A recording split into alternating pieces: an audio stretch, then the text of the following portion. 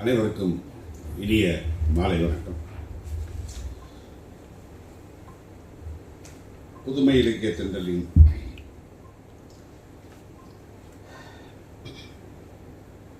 இன்றைய நிகழ்விலே திருக்குறள் தொடர்பொழிவிலே 94வது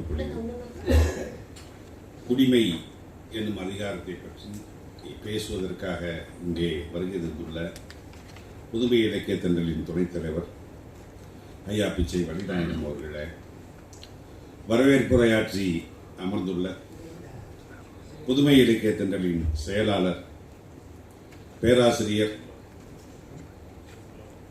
ராஜகுரு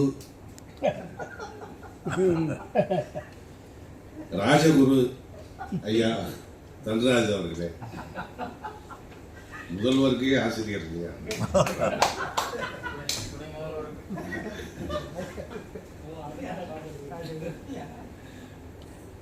தமிழ்ல எத்திக்ஸ்னு ஒரு பாடம் இருக்கும். ERS ரிலீஜியஸ் சோசியல் இது அப்படின்ட்டு ஒரு ஃபவுண்டேஷன் கோர்ஸ். அதுல வர்ற பொழுது இந்த மாதிரி ரெவடி பசங்களுக்குலாம் என்னை தான்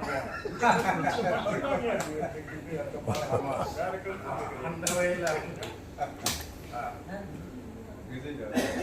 ஐயா தன்ராஜ் அவர்களே, நன்றியுரை ஆற்ற உள்ள புதுமை இலக்கிய தென்றலின் அதாவது ரெடி பர்சன்னா காமர்ஸ் அண்ட் விஸ்காம் ரெண்டுலையுமே கொஞ்சம் திமிர் பிடிச்சவங்க நிறைய பேர் இருப்பான். ஒருத்தன் காமர்ஸ் படிச்சவன், ஒருத்தன் விஸ்காம் படிச்சவன். அந்த சென்ஸ்ல சொன்னேன். பொருளாளர் ஐயா மாணிக்கம் அவர்களே, ஊடகவியலாளர் தம்பி கலையரசன் அவர்களே, புதுமை இலக்கிய தென்றலின் நெறியாளர் புலவர் வெற்றியழகன் அவர்களே, ஐயா இரவழகன் அவர்களே, அம்மா தனலட்சுமி அவர்களே, தங்கமணி அவர்களே, புரவலர் ஐயா கிருஷ்ணாமூர்த்தி அவர்களே, பெரியார் மாணாக்கன் அவர்களே, ஐயா துரைதாஸ் அவர்களே, தொண்டரத்தார் அவரை பார்த்தாலே எனக்கு அந்த தொண்டரம் செய்வன் எப்படி இருக்குன்னு சொன்னீங்கன்னாக்க நம்ம ராஜுவை பார்த்த அருமையான ஒரு தொண்டருக்கும் தொண்டர் அவர் ஐயா ராஜா அவர்களே, நமது நிகழ்ச்சியை எல்லாம் வலைத்தளத்திலே கொண்டு சேர்க்கின்ற அரும்பணி ஆற்றிருக்கின்ற அரும்பாக்கம் ஐயா தாமோதரன் அவர்களே மற்றும் இந்த தோழர்களே, உங்கள் அனைவருக்கும் வணக்கம். இது ஒளிபியல் என்பது பரிமேலழகர் தந்த தலைப்பு.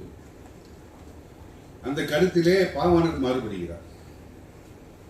ஒளிபியல்னாக்க விடுபட்டவைன்னு எது விட்டு போச்சோ அதெல்லாம் சொல்றது ஒளிபியல், அவ்வளவுதான். பாவாணர் என்ன சொல்றாரு, இதுக்கு பேர் உறுப்பியல்ங்கிற. பெரும்பாலும் பரிமேலழகர் உரையவை இவர் எடுத்துக்கிட்டுச்சு. அவருடைய கருத்து பெரும்பாலான கருத்தை பாவாணர் எடுத்துப்பார். பல இடங்கள்ல வேறுபடவும் செய்வார். அதை அவருடைய மரபுரையில சுட்டி காட்டுவார். பரிமேலழகர் இதை எதுக்கு ஒளிபியல்னு சொன்னார்னாக்க பொறுப்பால் ஐயா சொன்னாங்க, அரசியலிலும் அங்கவியலிலும் இந்த ரெண்டையும் இதுல அடங்காத எது குடிமை என்பது இது ரெண்டுலே அடங்காதுங்கிறார். அரசியலே அடங்காது, அங்கவியலே அடங்காது. பாவாணர் என்ன சொல்றாரு, அரசியல் உறுப்புகள் 7 உறுப்புகள், அதுல இறுதியானது குடி. அதனால அதை பற்றி இந்த குடியை பற்றி 13 அதிகாரங்களால் கூறல் தொடங்கி முதற்கண் குடிமை கூறுகின்றார் அப்படின்னு பாவாணர். ஆக 2 பேருக்குமே கோட்பாட்டு அளவுலேயே பெரிய வேறுபாடு. இது அரசியல்ல வருமானாக்க பரிமேலழகர் வராதுன்னு சொல்லிட்டு விடுபட்டவைன்னு சொல்லிட்டு ஒளிவியல்னு வச்சிடறாரு. பாவாணரை பொறுத்த மட்டும் இது அரசியல்ல அடங்கும் அப்படின்னு சொல்லி உறுப்பியல்ல வைக்கிறார். இதை புரிஞ்சுக்கலாம். ரெண்டாவது, இது பேசுகின்ற செய்தி அப்படின்னு பார்த்தீங்கன்னா நம்ம சொல்லுவாங்க குலக்கல்விக்கு அல்லாமல் பாகம் விடும்பாங்க, சாதாரணமாக சொல்லுவாங்க. அப்படித்தான் அவரு சொல்றாரு. எப்படின்னா அவர் விளக்கணும், பிறப்போக்கும் எல்லா உயிருக்கும் சொன்னவர். நீ எவ்வளவுதான் படிச்சிருந்தாலும் அது டெம்பரரி தான். ஆனா நல்ல குடியில நீ பிறந்தாதான், நல்ல குடி வேற நாரகுடி வேற இருக்கா அப்படின்ற ஒரு கேள்வி இங்க எழுது. பரிமேலழகர் என்ன சொல்றாரு,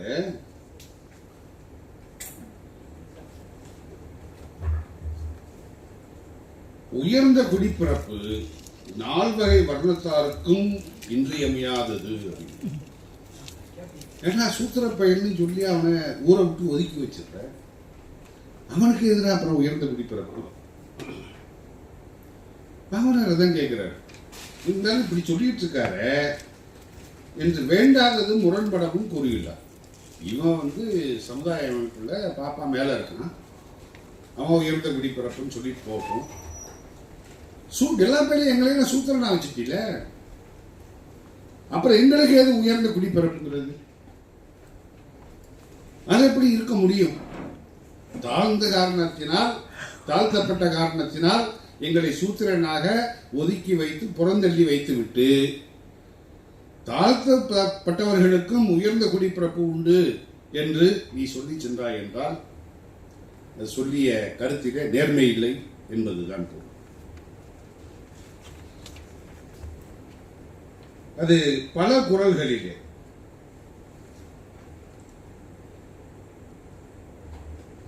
அந்த குடியில் பிறந்த காரணத்தால், அது எனக்கு தெரியல, மற்றவங்க பெரியவங்க எல்லாம் இருக்காங்க, புலவர் இருக்காரு, குறளில் தேய்ந்த ஐயா வலிநாயகம் இருக்காங்க, சொல்லட்டும். நான் சொல்றது தப்பா இருந்தா அவங்க சொல்லிக்கிட்டோம். ஏன்னா எங்க பெரியார்கிட்டு நம்ம ஏற்க முடிந்ததை ஏற்போம், ஏற்க முடியாததை ஏற்க முடியாது என்று தெளிவாக சொல்லிவிடும். இதுல நம்ம ஐயப்படும் அளவுக்கு நம்ம இருக்க போறதில்லை. அவர் இன்னைக்கு இத படிச்சுக்கிட்டு இருக்கும் போதுதான் திடீர்னு அந்த சட்டசபை நிகழ்ச்சியில முன்னாள் முதலமைச்சர் ஐயா எடப்பாடி பழனிசாமி அவர்கள் போயிட்டு அவனை பார்த்து அந்த எருமையை பார்த்து கும்பிடுறாரு. அந்த கல்லு என்ன நடக்குதுன்னு தெரியாம அப்படியே உட்காந்துக்கிட்டே இருக்கு. பார்த்தன வயிறு இருந்துச்சு. அப்பதான் ஒரு குறள் படிச்சுக்கிட்டு இருந்தேன். சரி, எனக்கு இந்த கொள்கையில ஒப்புதல் இல்லைனாலும் சொல்றேன், நகை நாங்க சொல்றாங்க, நகை, ஈகை, இன்சொல், இகழாமை, இந்த நான்கும். இது ஒண்ணு மட்டும் நான் சொல்லிக்கிறேங்க, அவங்க அனுமதி. பார்த்தா சிரிக்கணும். நகை கொடுக்கறது கொடுக்காது கூட விட்டுருங்க, நல்லா இன்சொல், நல்லா பேசுங்க. இகழாமை, ஒருத்தன் கேவலப்படுத்தாம தூக்கி எறிஞ்சு பேசாம, இது நான்கும் வகை என்ப வாய்மை குடிக்கும். அப்ப இவன் வாய்மை குடி இல்லைன்னு ஆயிப்போச்சு. இவன் தூய சக்தி கிடையாது, இவன் தீய சக்தின்னு ஆயிப்போச்சு. இன்னொரு இடத்துல சொல்றாரு,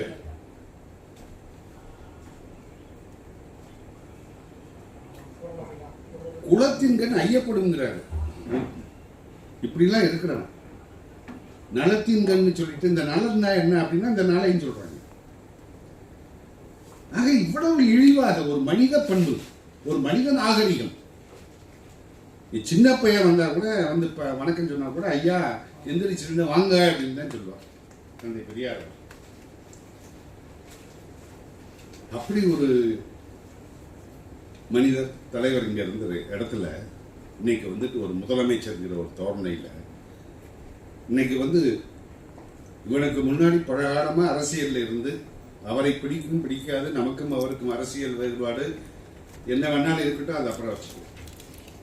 அவருடைய வயதுக்கும் அவர் வகித்த பதவிக்கும் இன்றைக்கு அவர் சட்டசபைக்குள் நுழையும் போது முதலமைச்சரை பார்த்து வணக்கம் என்று கையெடுத்து கும்பிடும் போது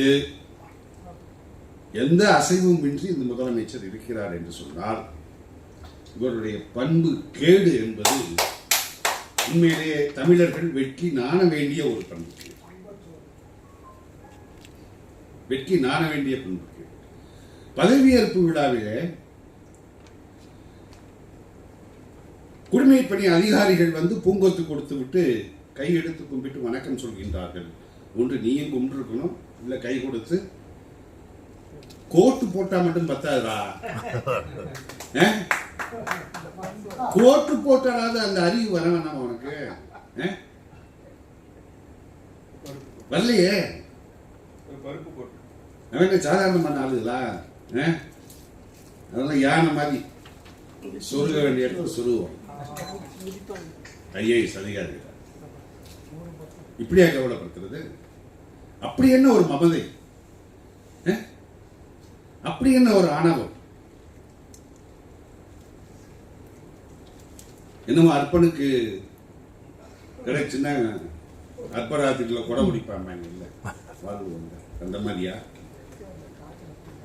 திருந்த வேண்டும், முதலமைச்சர் திருந்த வேண்டும். நமது புதுமை இலக்கிய தண்டல் இன்றைக்கு முன்னாள் முதலமைச்சர் எடப்பாடி பழனிசாமி அவர்களுக்கு செய்யப்பட்ட அவமரியாதையை புதுமை இலக்கிய தண்டல் கண்டிக்கிறது என்று நாம் தெளிவாக. அதே பதவியேற்பு விழா மேடையிலே திரிசாவுக்கு முதல் வரிசை, தமிழ் தாய் வாழ்த்துக்கு 3வது வரிசை.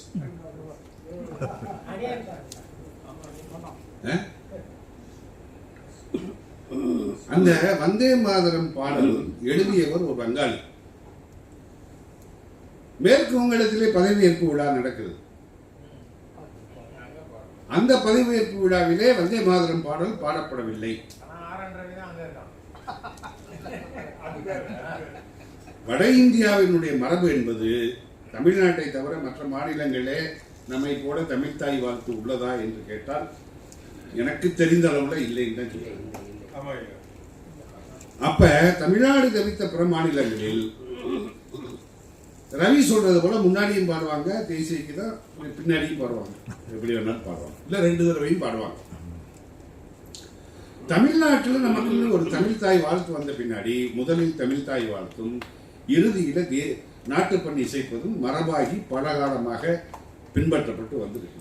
சட்டசபை மட்டும் இல்லை, நம்ம படித்த பள்ளிக்கூடத்தில் ஒவ்வொரு திங்கட்கிழமையும் அந்த அசம்பிளின்னு சொல்லிட்டு கூடி நிற்போம், கூடுதல் கூட்டத்தில். இது எத்தனை தடவை நம்ம கேட்டிருக்கோம், எத்தனை கூட்டங்கள் நம்ம பார்த்துருக்கோம். அவன் இந்த மரபை எல்லாம் புறந்தள்ளி விட்டு வந்தே மாதரம், அடுத்து நாட்டுப்பண், 3வது தமிழ்தாய் வாழ்த்து. இப்படி தமிழ்நாடு தானா இது?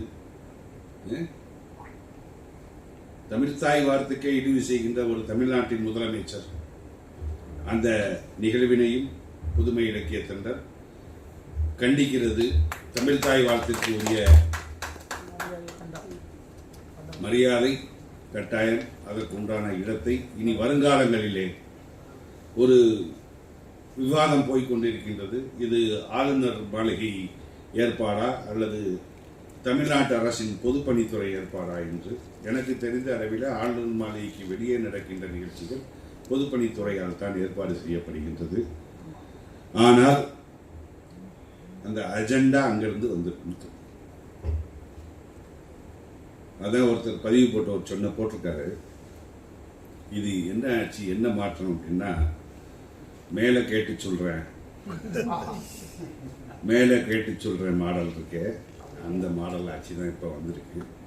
மேலே கேட்டிருப்பான், இதை செய்ய சொல்லியிருப்பாங்க, செஞ்சிருக்காங்க. ஸோ அதற்கும் அந்த தமிழ்தாய் வாழ்த்திற்கு இழைக்கப்பட்ட அவமரியாதைக்கும் புதுமை இலக்கிய தண்டல் தனது கண்டனத்தை பதிவு செய்து இன்றைய நிகழ்ச்சிக்கு வழிவிட்டு விடைபெறுகின்றேன். நன்றி வணக்கம்.